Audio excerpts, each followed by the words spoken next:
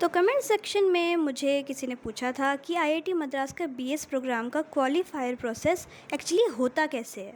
तो आज इस वीडियो में मैं आपको इजीली सारी सिंपल लैंग्वेज में एक्सप्लेन करूँगी from qualifier process to a regular student.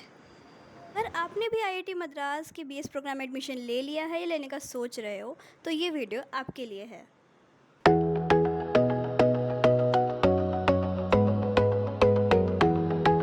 So welcome back to Silicon Diary. आज इस वीडियो में अपनी इंफॉर्मेशन के बेसिस पे जो वेबसाइट पे लिखा है और अपनी नॉलेज के बेसिस पे मैं आपको एक्सप्लेन करूँगी पूरा कम्प्लीटली क्वालिफायर प्रोसेस कैसे होता है।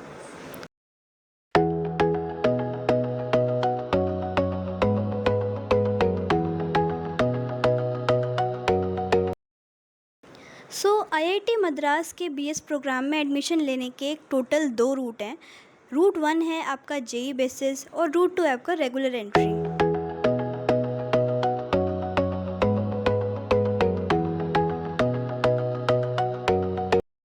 इसमें सभी एलिजिबल स्टूडेंट्स हैं वो अप्लाई कर सकते हैं और उनको क्वालिफायर प्रोसेस को कंप्लीट करना होता है, यानी उसके अंदर आपको पास होना होगा। जो एग्ज़ाम आपका क्वालिफायर एग्ज़ाम होगा उसके अंदर आपको पास होना होगा, तभी आप आईआईटी मद्रास के बीएस प्रोग्राम के अंदर as a regular student entry ले सकते हो।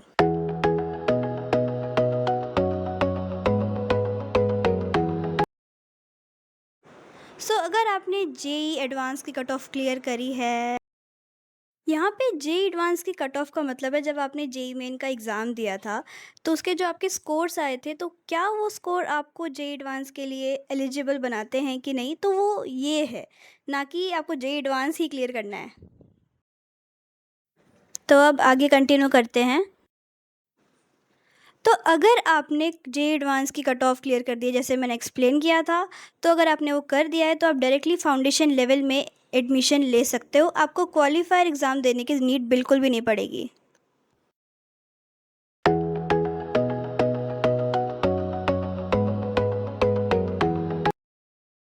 रेगुलर एंट्री स्टूडेंट्स को 4 वीक्स की प्रिपरेशन करनी होती है। इन 4 वीक्स में आपको 4 सब्जेक्ट्स पढ़ने होते हैं। English 1, maths for electronics 1, electronic system thinking and circuits, introduction to C programming. और चारों कोर्सेज आपको आईआईटी मद्रास ही पढ़ाएगा।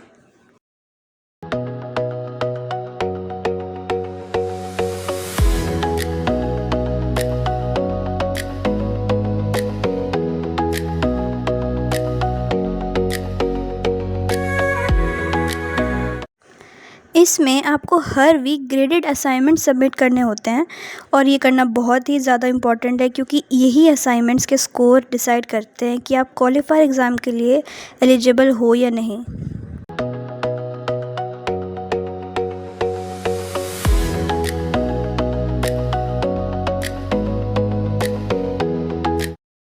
क्वालिफायर एग्ज़ाम देने के लिए हर कोर्स में से फर्स्ट 3 ग्रेडेड असाइनमेंट में से बेस्ट 2 को एवरेज निकाला जाता है, जो आपके यहाँ स्क्रीन पे दिख रहा होगा।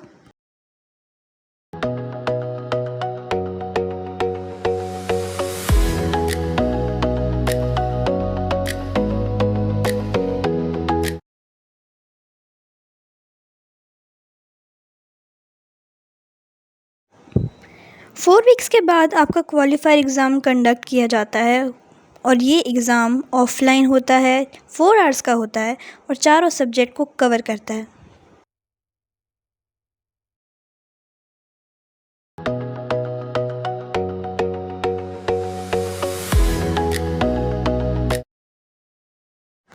तो इस क्वालिफायर एग्ज़ाम के ये कैटेगरी वाइज पासिंग क्राइटेरिया है, क्योंकि सिर्फ एग्ज़ाम दे के आना इनफ नहीं होता, आपको मिनिमम पासिंग परसेंटेज लानी होगी एडमिशन लेने के लिए।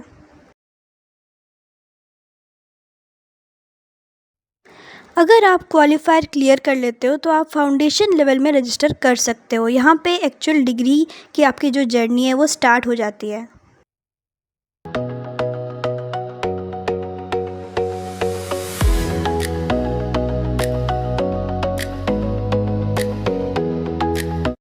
फाउंडेशन लेवल में कितने कोर्सेज रजिस्टर कर सकते हैं तो ये क्वालिफाइड स्कोर पर डिपेंड करता है। अगर आपका जो स्कोर है वो क्वालिफाइंग रेंज में है तो आप सिर्फ 2 कोर्सेज़ में ही रजिस्टर कर सकते हो।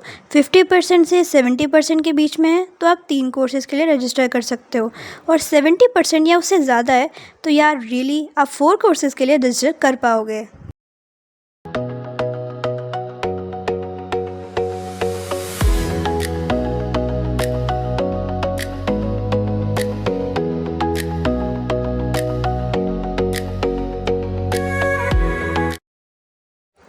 अगर आप क्वालिफाई एग्ज़ाम क्लियर नहीं कर पाते हो या एब्सेंट हो जाते हो किसी भी रीज़न से तो री अटेम्प्ट का भी ऑप्शन अवेलेबल होता है। री अटेम्प्ट सेम सेमेस्टर में दिया जा सकता है और इसमें असाइनमेंट दोबारा करने की नीड भी नहीं पड़ेगी। तो ये थी आईआईटी मद्रास के बीएस प्रोग्राम की क्वालिफाई प्रोसेस की एक्सप्लेनेशन की कंप्लीट वीडियो। तो अब कमेंट सेक्शन में आप लोगों को बताना है कि आप लोग में से कौन कौन इस एग्ज़ाम के लिए प्रिपेयर कर रहा है। Bye bye.